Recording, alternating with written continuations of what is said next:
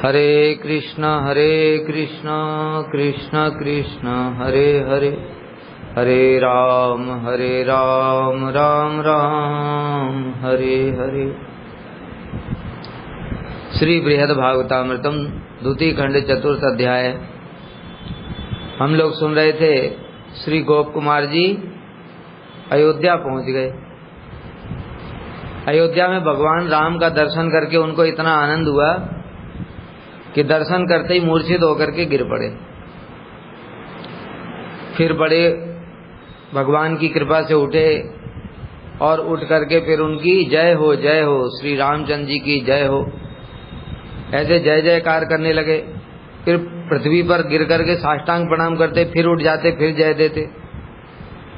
ऐसे करके बार बार भगवान की महिमा गा रहे थे। उसी समय फिर भगवान ने कहा, अरे गोप कुमार तुम ऐसा क्यों कर रहे हो? श्री भगवान उवाच, भगवान ने कहा, भो गोप नंदन सोत्तम साधु साधु स्नेहम विधाय भवता विजय कृतो अत्र विश्रम्यताम अलमलम बहुभि प्रयासई तैर्न दुख चिरम निज बांधवम माम। भो गोप नंदन, हे गोप कुमार, सुहृतम, सुहृतों में श्रेष्ठ, साधु साधु बड़े मंगल की बात है। स्नेहम विधाय भवता विजय कृतो अत्र, तुम मेरे प्रति स्नेह के वशीभूत होकर ही यहाँ पर आए हो। मुझसे प्रेम है इसलिए तुम यहाँ पर आए हो। तो मान लो गोप कुमार कहे, मुझे आपसे कोई प्रेम नहीं है, मुझे तो कृष्ण से प्रेम है।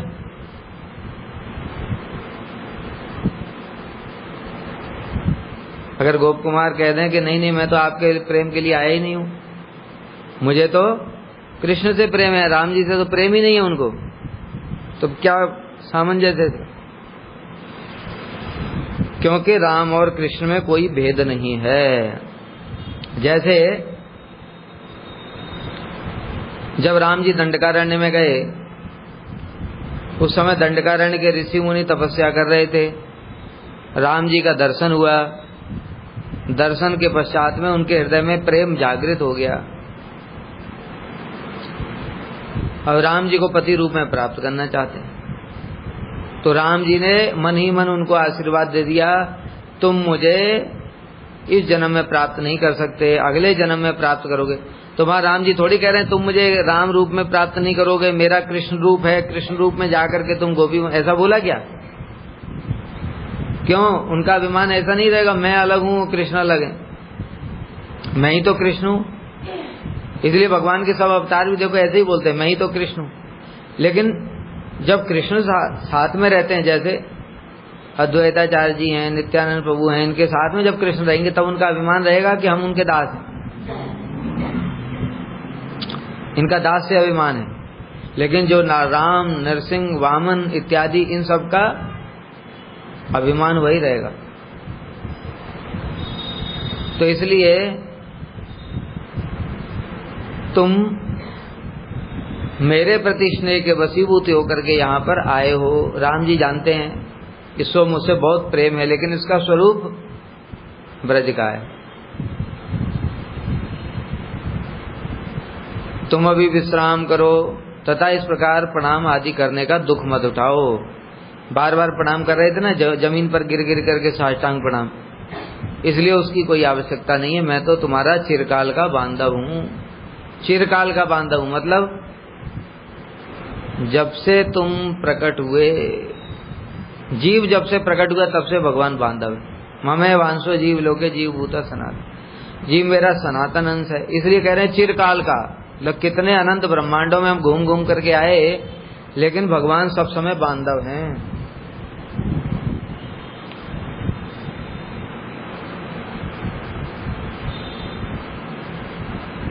वो श्लोक है ना उपनिषद का, द्वा सुपर्णा सयुजा सकाया समानम वृक्षम परिसस्व जात। इस शरीर रूपी वृक्ष पर दो पक्षी बैठे हैं, सखाया, उनका परस्पर सख्य भाव है। इसलिए कह रहे हैं मैं तो तुम्हारा चिरकाल का बांधव हूँ। बांधव क्यों बोला?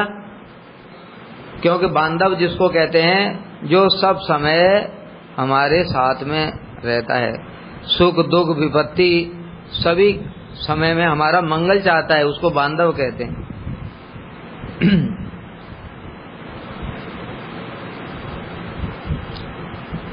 हे गोप कुमार, मंगल का विषय है, इधर उधर जाने का प्रयास छोड़ करके सुखपूर्वक तुम यहीं पर रहो और विश्राम करो, अथवा प्रणाम इत्यादि करने की भी जरूरत नहीं है, क्योंकि मैं तो तुम्हारा बांधव हूँ। अथवा भगवान ने इसलिए भी बांधव कहा, अरे मैं तो तुम्हारा बंधु हूँ, तो तुम बार बार ये सब प्रणाम क्यों कर रहे हो।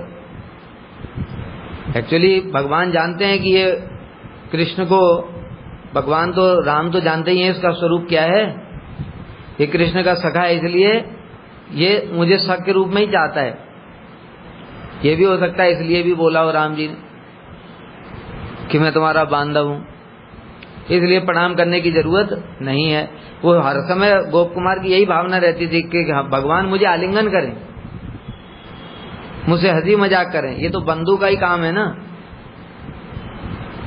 इसलिए तुम्हारे आगमन मात्र से ही मैं खुश हूं, तुम्हें प्रणाम करके मुझे खुश करने की और जरूरत नहीं है। तुम यहाँ पर आ गए, यही बड़ी बात, क्योंकि भगवान के पास में जीव बड़ी मुश्किल से जा पाता है। अनंत ब्रह्मांडों में घूमते घूमते भक्ति में आ गया, भक्ति में आकर भी कितना घूमता रहता है।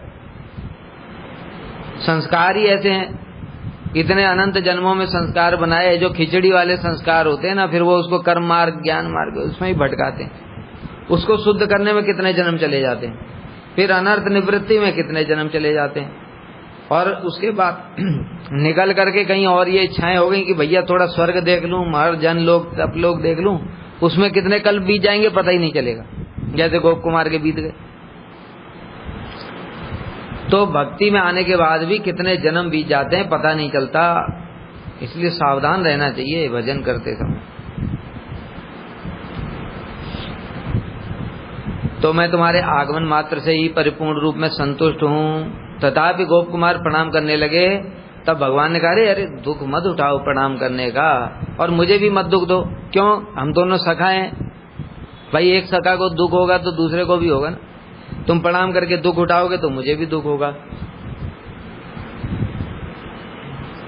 उत्तिष्ठ उत्तिष्ठ भद्रम ते गौरवा संभ्रमम त्यज तदीय प्रेम रूपेण यंत्रितो अस्मि सदा सखे। राम जी कह रहे हैं, हे सखे उत्तिष्ठ उत्तिष्ठ, उठो उठो,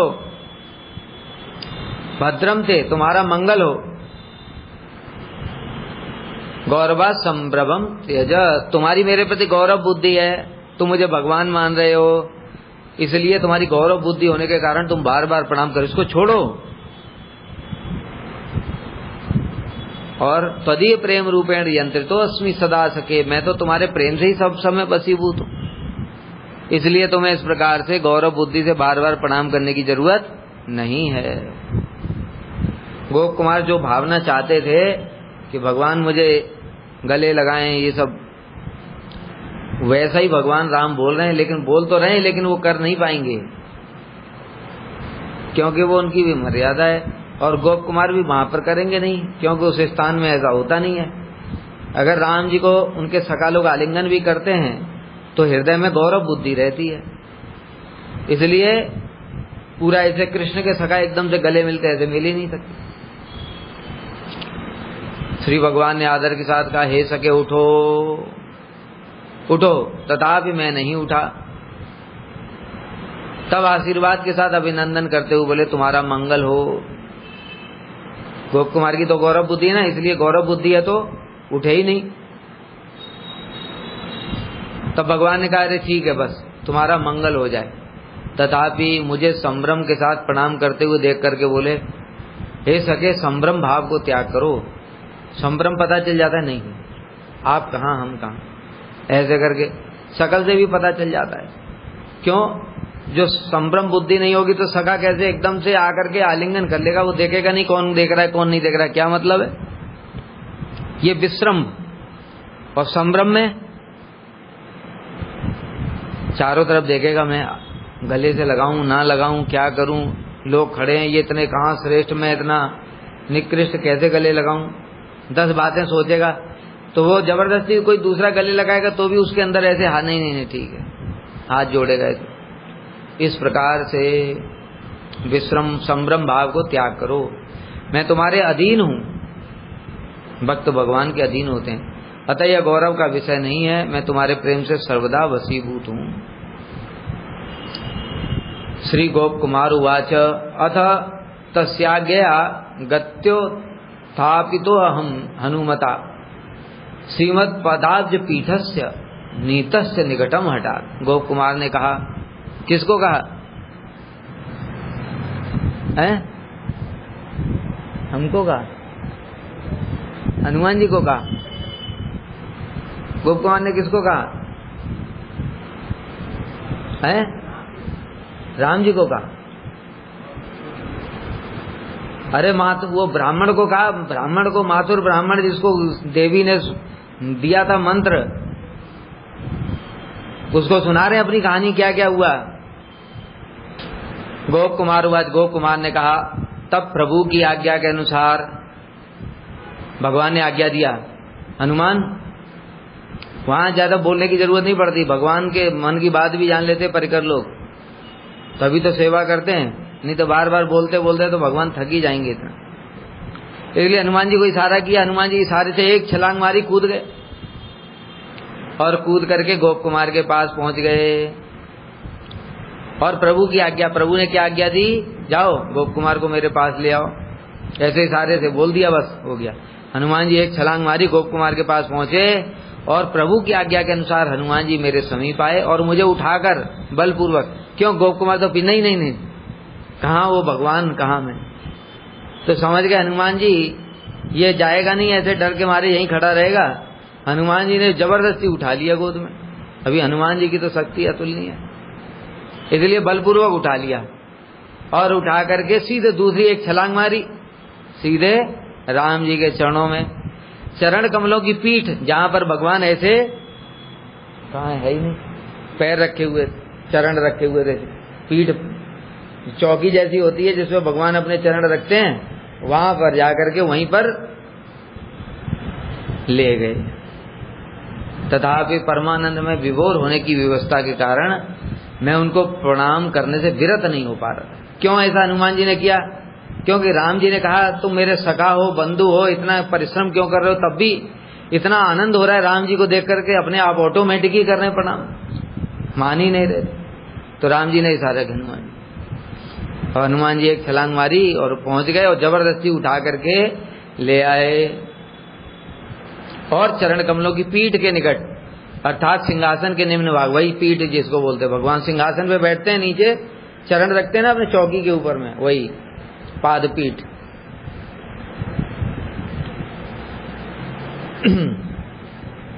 तदाकार्षम मन्यस्येत दीर्घाशा फलिताधुना वांछातीतंच संपन्नम फलम तत्कुन्न यान्यतः।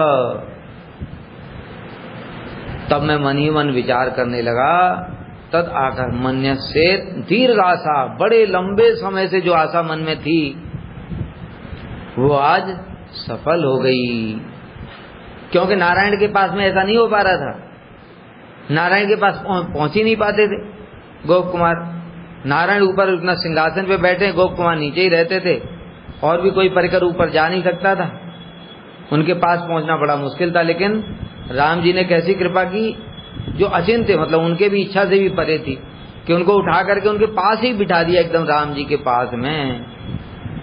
इसलिए मन ही मन सोचने लगे मेरी दीर्घ काल की अभिलाषा आज सफल हो गई। यहाँ तक कि मैंने वांछा से भी अधिक फल प्राप्त किया।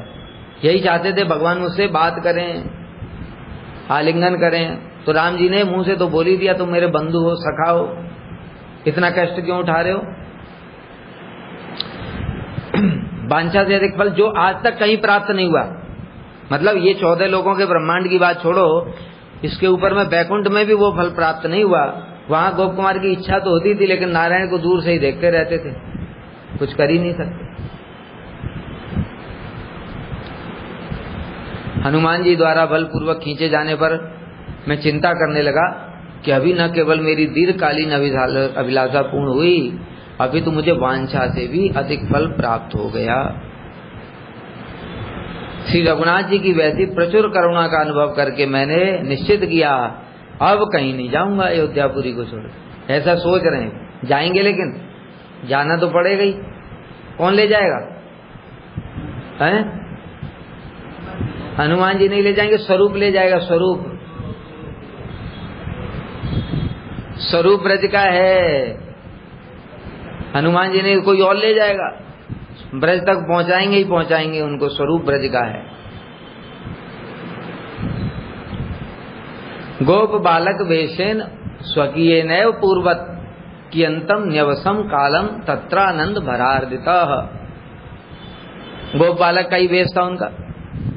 बंसी तो पहले ही छीन ली थी बंदरों ने। क्यों छीनी थी?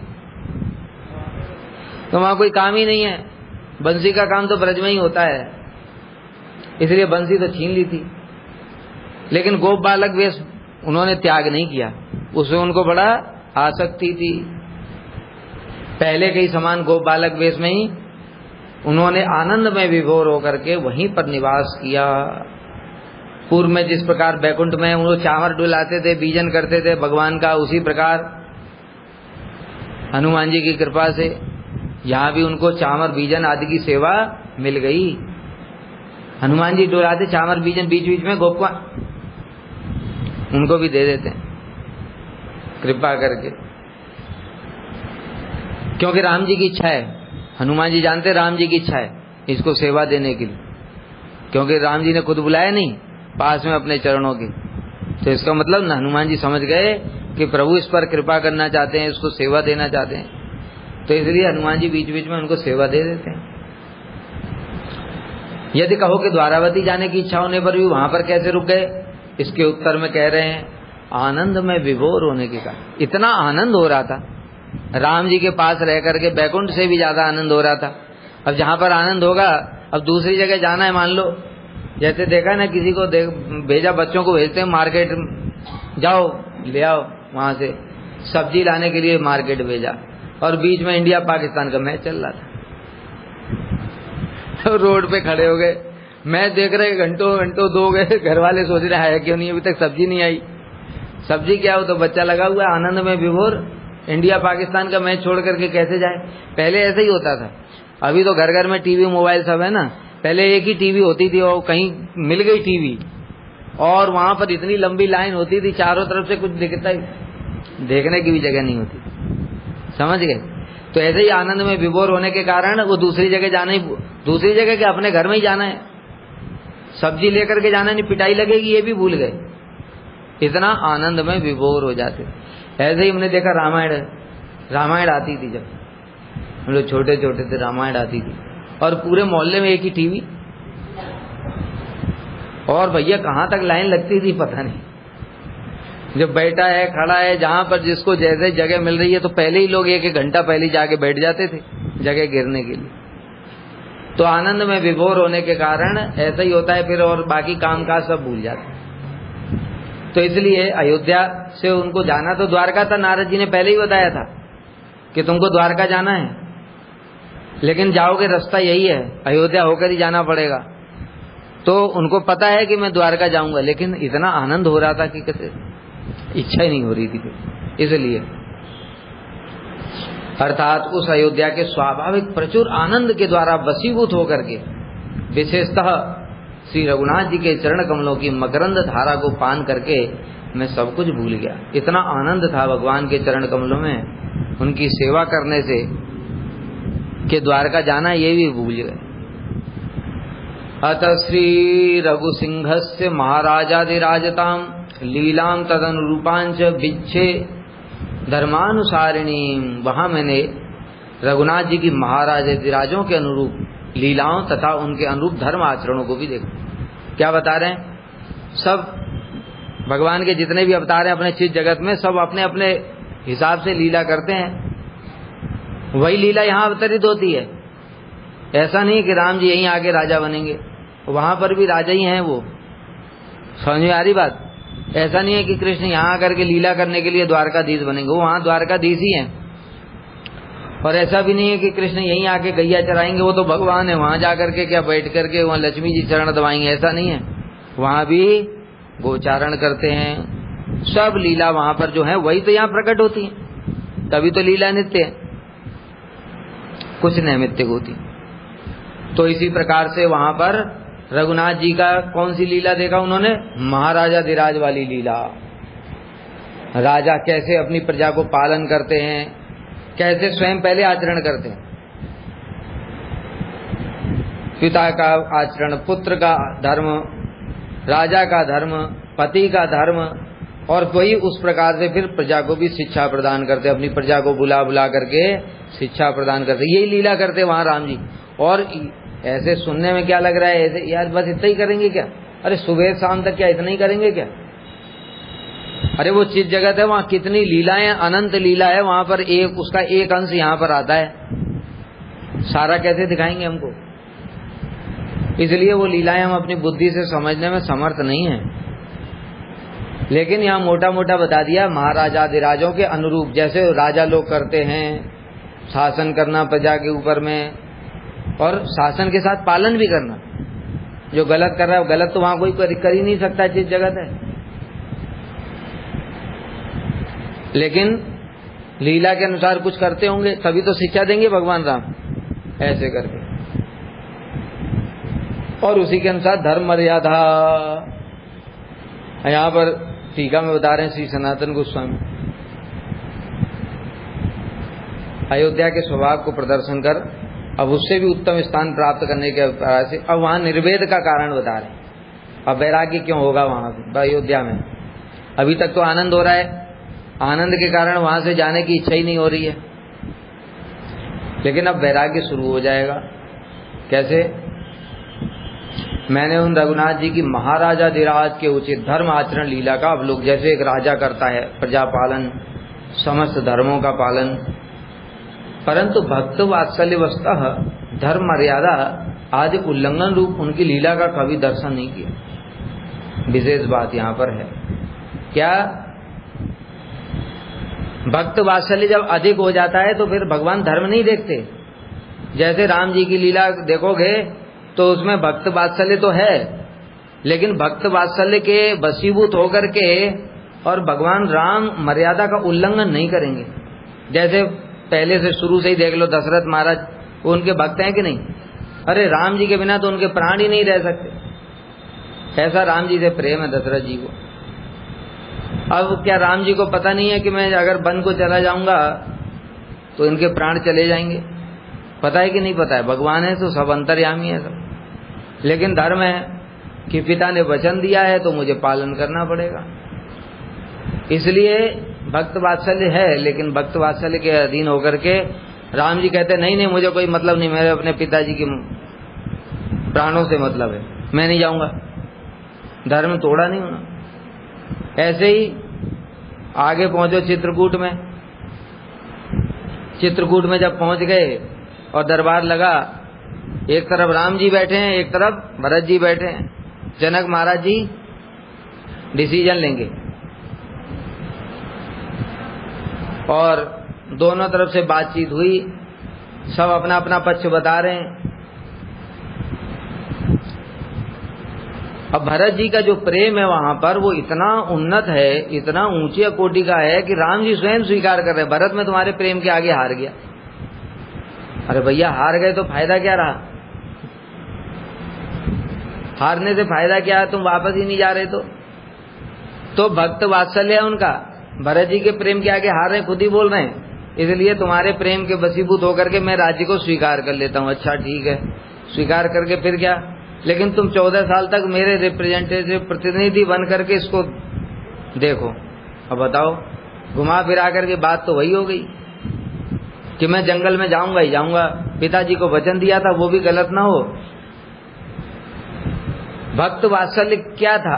भक्त वात्सल्य है ये, लेकिन भक्त वात्सल्य की पराकाष्ठा क्या थी कि उस भक्त वात्सल्य के अधीन होकर के राम जी धर्म मर्यादा तोड़ देते, कहते नहीं नहीं मैं नहीं जाऊंगा, भरत के प्रेम के आगे मैं हार गया, मैं यहीं से लौट करके जा रहा हूं। ये होती तो भक्त वात्सल्य की पराकाष्ठा। वो धर्म का विचार फिर नहीं करते।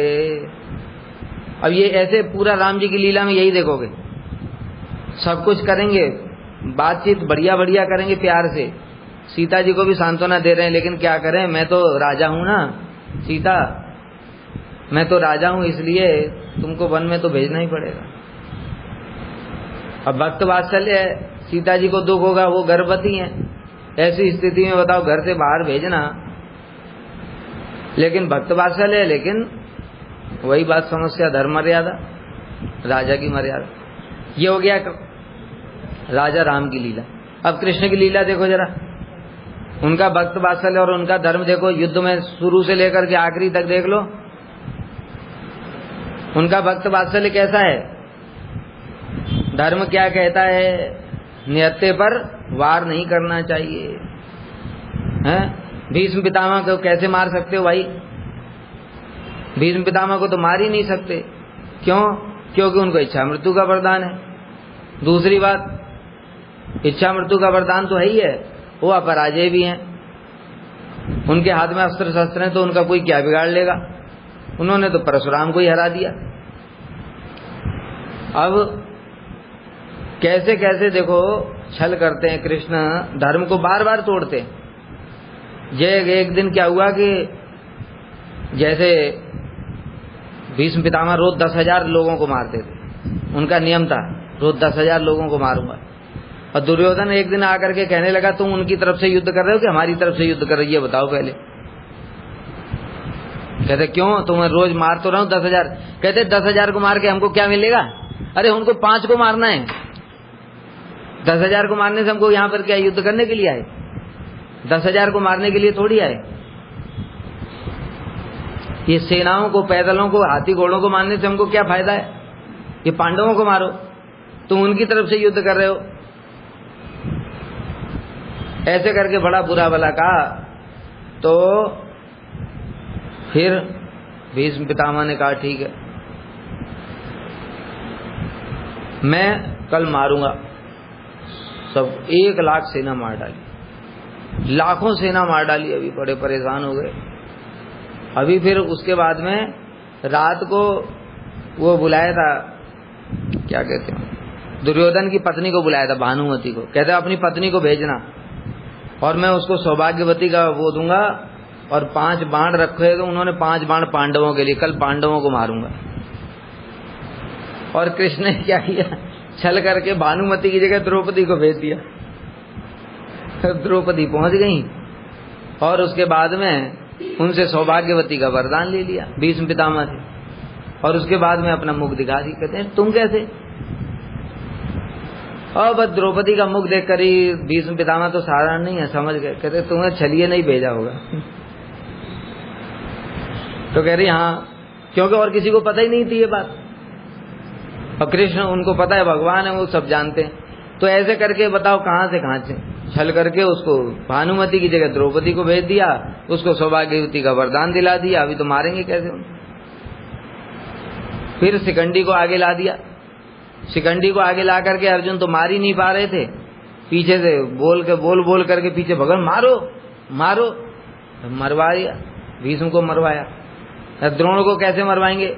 वो भी अपराजय हैं, जब तक उनके हाथ में अस्त्र और शस्त्र हैं उनको कोई मार नहीं सकता। इसलिए अश्वत्थामा हाथी को मरवाया, और हाथी को मरवा करके घोषणा करवा दी, मैंने अश्वत्थामा को मार दिया, मैंने अश्वत्थामा को मार दिया। द्रोणाचार्य जी मोहित हो गए पुत्र मोह में, और उन्होंने अस्त्र शस्त्र रख दिए। धृष्टद्युम्न आया, गला काट करके चला गया। सारा अधर्म करवा रहे हैं अपनी आंखों के सामने। क्यों? भक्त वात्सल्य, इसको कहते हैं भक्त वात्सल्य, कि जहां भक्त के भक्त वात्सल्य गुण के वशीभूत होकर के भगवान धर्म अधर्म का भी फिर विचार नहीं करते। क्या धर्म है? मेरे भक्त की रक्षा ही धर्म है, बस एक ही धर्म है, भक्त वात्सल्य। ऐसे ही देखो सारे महाभारत। फिर ये जब ये सब मर गए, अब दुर्योधन बचा, तो गांधारी ने कहा सब तो मर गए हैं, अभी दुर्योधन को मैं पूरा वज्र का बना दूंगी। उसको बुलाए जाओ, जैसे मैंने तुम्हें जन्म दिया था उस समय जैसे थे वैसे ही होकर के आओ। मतलब बच्चा जन्म कैसे लेता है? कपड़े पहन के थोड़ी जन्म लेता है, ऐसे ही आ जाओ। रास्ते में कृष्ण मिल गए, कहते ये क्या है? दुर्योधन भी शर्मा गया, कह रहा है कि माँ ने ऐसे ही बुलाया। कहते पागल हो क्या? अरे माँ तुमको पहली बार देखेगी, जन्म लेते टाइम तो देखा नहीं, क्योंकि गंधारी तो पहले ही पट्टी बांध ली थी, उनने थोड़ी किसी पुत्र को देखा। कहते तुमको शर्म नहीं आती? अरे माँ तुमको पहली बार देखेगी, ऐसे देखेगी, अरे कम से कम यहाँ तो कुछ लपेट लो। और केले का पत्ता लपेटवा दिया। और गांधारी ने देखा, फिर जैसे ही गांधारी ने देखा तो उसके देखते ही उसका शरीर वज्र का हो गया, और केले का पत्ता जहाँ लगा था वो ऐसे ही रह गया। तो ये कौन कर रहा है? कृष्ण कर रहे हैं, कृष्ण कर रहे हैं। और उसके बाद में अब क्या करेंगे? फिर दुर्योधन को अभी मरवाना भी तो है, अभी मर भी नहीं सकता है, अभी भीम के साथ युद्ध चल रहा है। भीम को नहीं पता थी ये बात कि ये कच्चा स्थान रह गया है, इसकी जंगा कच्ची रह गई है। तो वज्र का हो गया था, युद्ध शुरू हो गया। युद्ध शुरू हो गया, दे दनादन गदाई चल रही है। अब भाई जो दुर्योधन मारता है तो भीम के चोट लगती है, तो जब भीम मारता है तो दुर्योधन की चोट ही नहीं लगती, क्योंकि मारना कहाँ है? कमर से ऊपर मारना है, कमर से ऊपर पूरा वज्र है। अब क्या करेगा? अब भीम कितना लड़ेगा? 10,000 हाथी का बल तो है, लेकिन लड़ेगा कितना जब वो चोट लग रही है? तो लड़ते लड़ते बड़े परेशान हो गए भीम। तब कृष्ण ने कहा अहो मजलिस, जंगा की ओर इशारा कर दिया, और बस भीम ने एक दांव देख करके और जंगा के ऊपर जो एक गदा मारी, तो बस गदा, वो तो कच्चा था जंगा, तो टूट गया एक ही में, और भीम ऐसे मर गया। और दाऊ जी को भी गुस्सा आ गया उस समय, दाऊ जी आ गए थे, तो दाऊ जी को भी जैसे तैसे उन्होंने फिर रोका। किंतु हर जगह देखो ये भक्त वात्सल्य, हर जगह दाऊ जी फिक्स कराए, दुर्योधन के साथ में सुभद्रा का विवाह फिक्स कराए। कृष्ण का ये कैसे हो सकता है?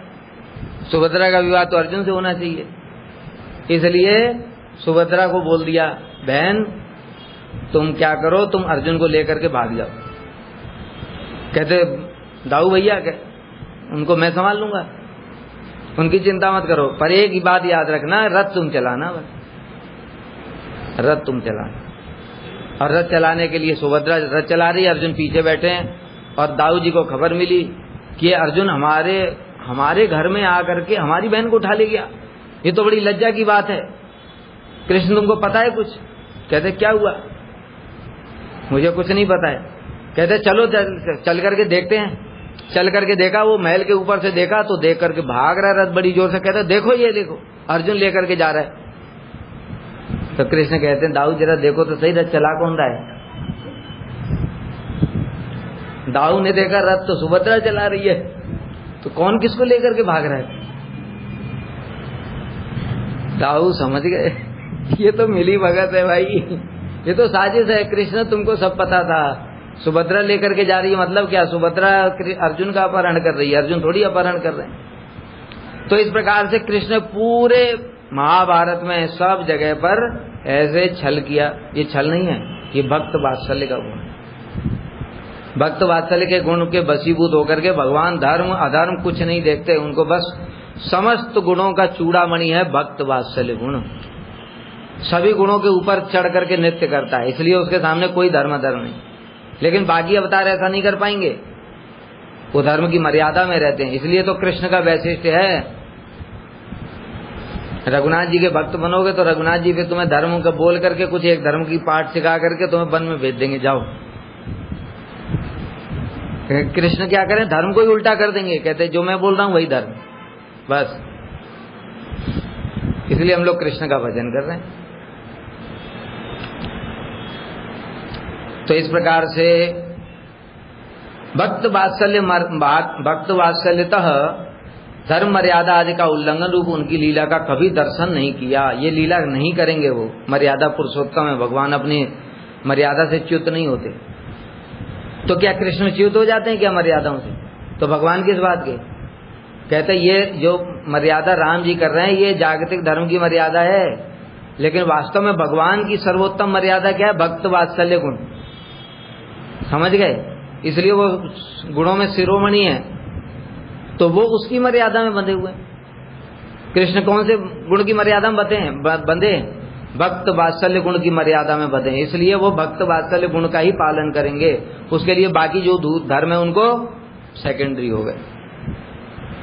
इसलिए ऐसा नहीं बोलना कि भगवान कृष्ण मर्यादा में नहीं है, उनकी मर्यादा उससे सबसे ऊपर है, राम जी से भी ऊपर। अर्थात मैं अपनी अभिलाषा के अनुसार कभी लीला माधुर्य का दर्शन नहीं कर पाया। हंसें, खेलें, बातचीत करें, झूठा बूटा खा लें, ऐसे करके।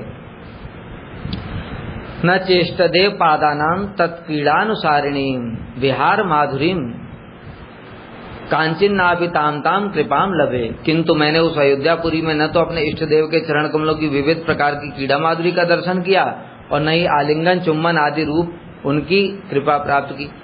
मतलब ये गोप कुमार जी तो बताए सख्य रस के ना, तो ये कभी कभी देखते थे कि कृष्ण गोपाल, मदन गोपाल उनको आलिंगन कर रहे हैं, उनको चुम्बन कर रहे हैं, जो सगा लोग आपस में एक दूसरे को करते हैं, तो ऐसे नहीं करते। बाकी सब तो बड़ा अच्छा है।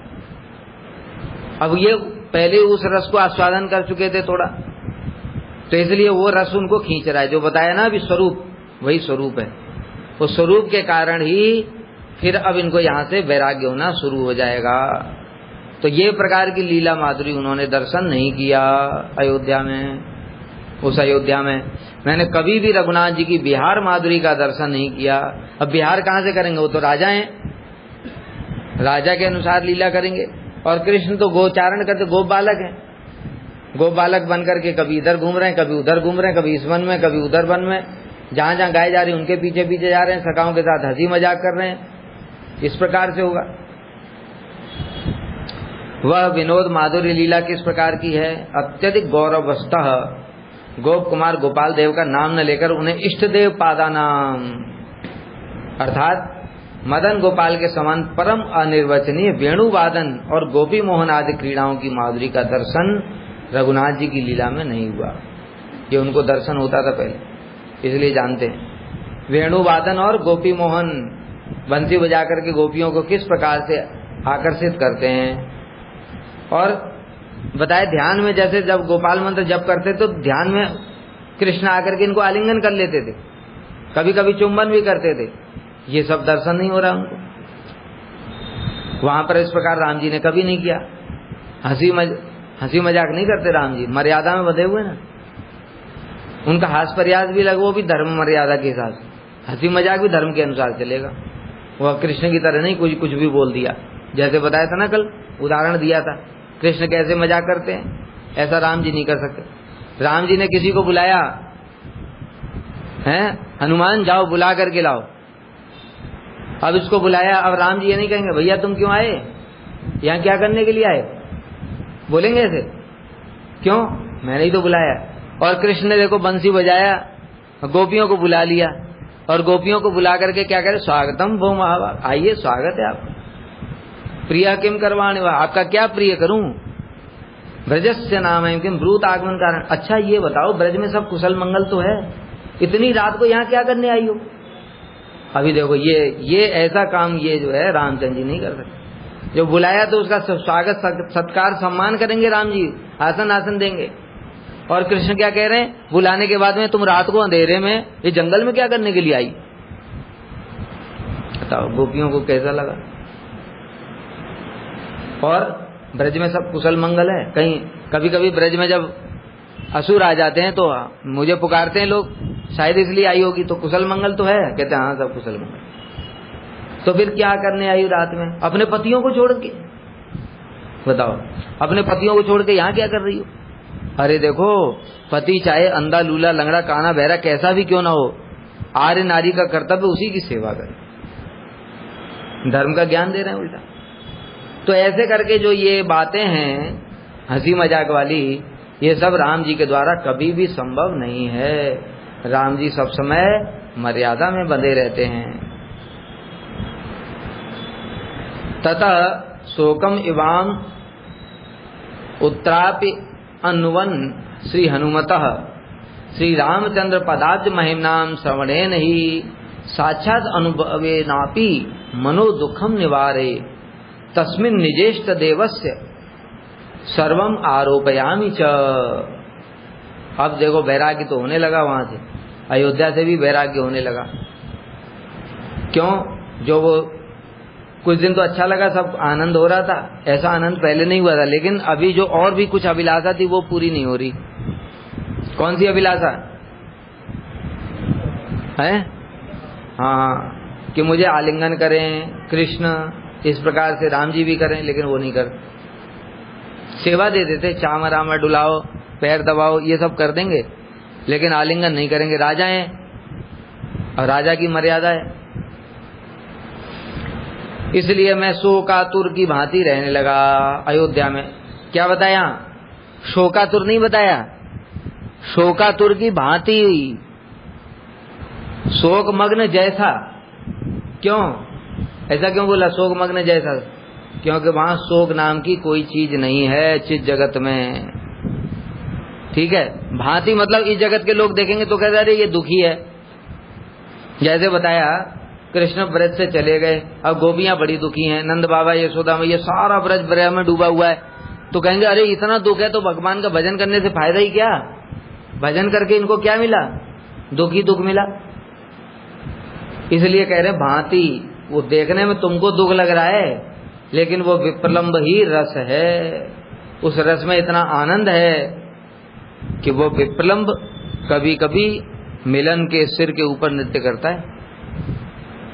विप्रलंब में संपूर्ण मिलन होता है, और मिलन के समय में केवल बाह्य रूप में मिलन होता है, और विप्रलंब में बाहर भीतर सब प्रकार से मिलन होता है, भीतर से मिलन होता है।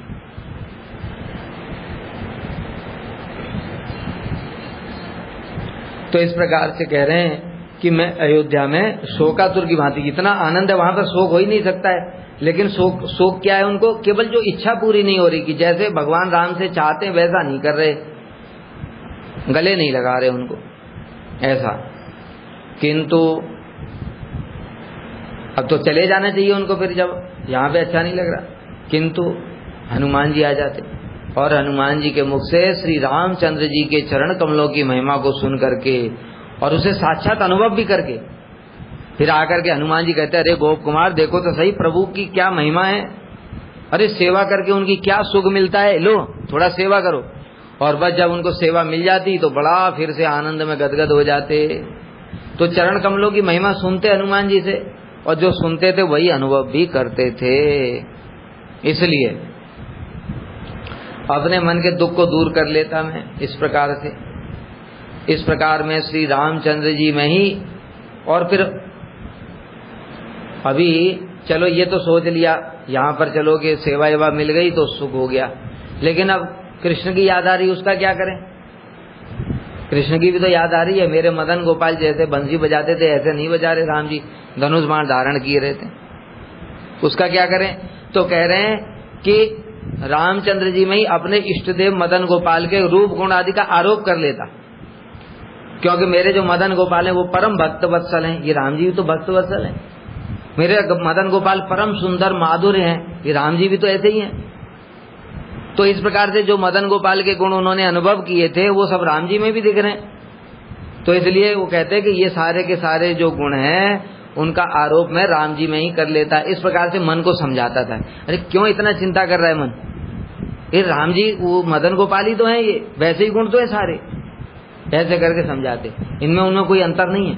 नारद जी ने भी यही बताया था। इसलिए उस अयोध्या में शोकातुर की भांति रहने पर भी मन के दुख को दूर कर लेता है। यहाँ एवकार का तात्पर्य है कि वैसा शोक होने पर भी वह वस्तुतः भगवान के प्रेम द्वारा क्रियमान था। यहाँ पर विशेष बात पहले ही हम बता रहे हैं, जैसे गोपियों को शोक हो रहा है, रास लीला करते करते कृष्ण अंतर्धान हो गए। अब ये बताओ गोपियां विरह में रो रही हैं कि नहीं रो रही? रो रही ना। लेकिन ये शोक कहां से आया? कृष्ण ने उत्पन्न किया है। किस लिए? किस लिए उत्पन्न किया? जब मिलन हुआ तब बताया। कृष्ण अंतर्धान हो गए, गोपियों ने गोपी गीत गाया, गोपी गीत गाने के बाद में कृष्ण प्रकट हो गए। जब प्रकट हो गए तो गोपियां कहती हैं आइए, उनके लिए अपना बढ़िया चुनरी बिछाई, बढ़िया आसन दिया। उसके बाद में कहता कृष्ण ये बताओ, जगत में 3 प्रकार के लोग होते हैं। एक वे हैं जो प्रेम करने वालों से ही प्रेम करते हैं, दूसरे वे हैं जो प्रेम करने वालों से भी प्रेम नहीं करते, और तीसरे वे हैं जिनसे कोई प्रेम करे या ना करे वो फिर भी प्रेम करते हैं। तो तुम इनमें से कौन हो? मतलब गोपियां क्या कहना चाहती हैं, तुम ये हो जो प्रेम करने वालों से भी प्रेम नहीं करता। अरे हमने तुम्हारे लिए घर बार छोड़ करके रात में अंधेरे में यहाँ पर आए और तुम हमको छोड़ करके चले गए। तो इसलिए गोपियां कहना चाहती हैं कि तुम ये हो। कृष्ण हंसने लगे, गोपियों के मन की बात समझ गए और समझ के कहने लगे, देखो गोपियों, जो पहले प्रकार के लोग हैं जो प्रेम करने वालों से प्रेम करते हैं वो तो बनियागिरी है। जगत में यही सब चल रहा है। हमारे यहाँ कोई गिफ्ट लेकर के आया बर्थडे में और तो पहले से याद लिख लिख के रखना पड़ता है कौन क्या लाया था हमें। अब भैया उसके यहाँ जाओगे तो तुमको भी देना पड़ेगा। वो शादी में ये गिफ्ट लाया था तो उसके यहाँ भी जाकर देना पड़ेगा। और वो हमारे यहाँ नहीं आया तो हम उसके यहाँ क्यों जाएं? तो प्रेम जगत का ऐसा ही है, स्वार्थ वाला। जो प्रेम करने वालों से प्रेम करते हैं ये बनियागिरी है। कोई मुझसे प्रेम करेगा तो करूंगा, नहीं तो नहीं करूंगा। दूसरे प्रकार के लोग जिनसे कोई प्रेम करे या ना करे वो फिर भी प्रेम करते हैं, ये हैं गुरुजन और माता पिता। बच्चा मम्मी पापा को पिटाई भी करता है लेकिन फिर भी माता पिता प्रेम करते हैं। और गुरु भी इसी प्रकार से, शिष्य कितना भी दुष्ट क्यों ना हो जाए। रामचरितमानस में कथा आती ना काकभूषणी की। उनके गुरुजी थे, ये काकभूषणी जो था पूर्व जन्म में ये शूद्र था, फिर भी गुरुजी का सम्मान नहीं किया और उनसे पाठ पढ़ करके खुद ही पंडित बन गया। गुरुजी का सम्मान भी नहीं कर रहा है, लेकिन तब भी गुरुजी को क्रोध नहीं आया। शिव जी को क्रोध आ गया। उनका दुष्ट कहीं का गुरुद्रोही साथ दे दिया उसने। तो साथ देने के बाद भी गुरुजी उसके मंगल की कामना कर रहे हैं और गुरुजी प्रार्थना कर रहे शिव जी से। शिव जी प्रसन्न हो गए, कहते वर मांगो। तो कहते मेरे शिष्य को क्षमा कर। बताओ, ये ऐसे गुरु होते हैं कि गुरु शिष्य दुष्ट है फिर भी उसका मंगल ही चाहते हैं। तो ये दूसरे हो गए। तीसरे जिनसे कोई प्रेम करे या ना करे वे फिर भी किसी से प्रेम नहीं करते। ऐसे लोग भी तीन प्रकार के। पहला आत्माराम मुनि, सुखदेव गोस्वामी जैसे, उनको जगत से कोई मतलब नहीं। कोई प्रेम करो, माला पहनाओ, चाहे गाली दो, चाहे पत्थर मारो, कोई लेना देना नहीं है। वो अपने मन में आविष्ट है, बस वही ऐसे। दूसरे अकृतज्ञ। अकृतज्ञ मतलब, अकृतज्ञ किसको कहते हैं? जो किसी का उपकार भी नहीं मानता। जिनसे प्रेम करे या ना करे वो किसी का उपकार नहीं मानते। मेरे लिए इसने किया, जैसे आजकल के बच्चे माता पिता से तुमने मेरे लिए क्या कर दिया, ये सब अकृतज्ञ। और तीसरे प्रकार के जिनको शास्त्र का पता ही नहीं है कुछ, अज्ञ, तो वो कुछ जानते ही नहीं क्या करना चाहिए क्या नहीं करना चाहिए। इसलिए इस प्रकार से हे गोपियों, मैं इन तीनों में से कोई नहीं हूं। भाई तीनों में से कोई, तीन ही प्रकार के लोग हैं, तीनों में से कोई नहीं है तो क्या हो फिर? तब कृष्ण कहने लगे कि मैं यही था और तुम्हारे प्रेम को बढ़ाने के लिए छुप गया था कि जब मैं छुप जाऊंगा तो तुम्हारा प्रेम और बढ़ जाएगा, वही देखने के लिए। और मेरे विरह में तुम क्या करोगी वो सब देखने के लिए मैं छुप गया था। तो इस प्रकार से वहां पर जो शोक होता है, दुख जो दिखाई देता है, वो विरह दुख नहीं होता है, वो कृष्ण ही उत्पन्न करते हैं योग माया के द्वारा अथवा खुद अपनी लीला के द्वारा, वो कृष्ण द्वारा उत्पन्न होता है। इसी प्रकार से यहाँ भी है, जो इनको शोक हो रहा है वो भगवान के प्रेम द्वारा क्रियमान था। मतलब भगवान के प्रति इतना प्रेम है उनको और मदन गोपाल जी के प्रति इतना प्रेम है, इस कारण से दुख हो रहा था। अर्थात बाहर में शोक आरती के समान प्रतीत होने पर भी अंतर में विशेष परमानंद अनुभव होता है। बाहर से दुख जैसा प्रतीत होता है लेकिन भीतर से अत्यंत आनंद होता है। किस प्रकार का? श्री हनुमान जी के मुख से रामचंद्र जी के चरण कमलों की महिमा, अर्थात उनकी देखो राम जी की कैसी लज्जा है, कैसी विनय है, कैसी नम्रता है। उनके तो अनंत गुण है। हनुमान जी ऐसे एक एक गुण का वर्णन करते, गोप कुमार के सामने गोप कुमार भी कहते हाँ ये तो देखा, ये भी देखा, ये भी देखा, सच में राम जी को छोड़ के नहीं जाऊंगा। ऐसे बार बार कन्विंस हो जाते थे। और फिर कुछ दिनों के बाद में फिर जब मदन गोपाल अपना खींचते थे, स्वरूप ही खींचता है, फिर मदन गोपाल खींचते तो फिर उनके मन में आता यार ये तो आलिंगन नहीं करते, ऐसे गले से नहीं लगाते, बंसी नहीं बजाते। तो ऐसे बीच बीच में जब शोक होता था तो हनुमान जी उनको जैसे तैसे समझा के कन्विंस कर देते थे। तो यही दो बात कह रहे हैं, श्रवण कर और साक्षात अनुभव कर। खाली सुना नहीं कि ऐसा भगवान ऐसे हैं, जैसे हम तो सुनते हैं खाली वराह पीठम नटवर वपु, अनुभव है ही नहीं। तो वो अनुभव भी कर रहे थे, जो गुण वो सुनते थे उसी प्रकार के गुणों का वो अनुभव भी करते थे। इस कारण से बार बार रुक जाते थे, अपने मन को दुख को दूर कर लेते। और रामचंद्र जी में ही अपने इष्टदेव मदन गोपाल की समस्त भगवत्ता अर्थात रूप गुण आदि का भी आरोप करता कि ये तो गुण मदन गोपाल के राम जी में भी है, इसलिए ये उनमें तो कोई भेद ही नहीं है। ऐसे कर वांछा कल्पतरुभ्यश्च कृपा सिंधुभ्यैव च पतितानां पावनेभ्यो वैष्णवेभ्यो नमो नमः।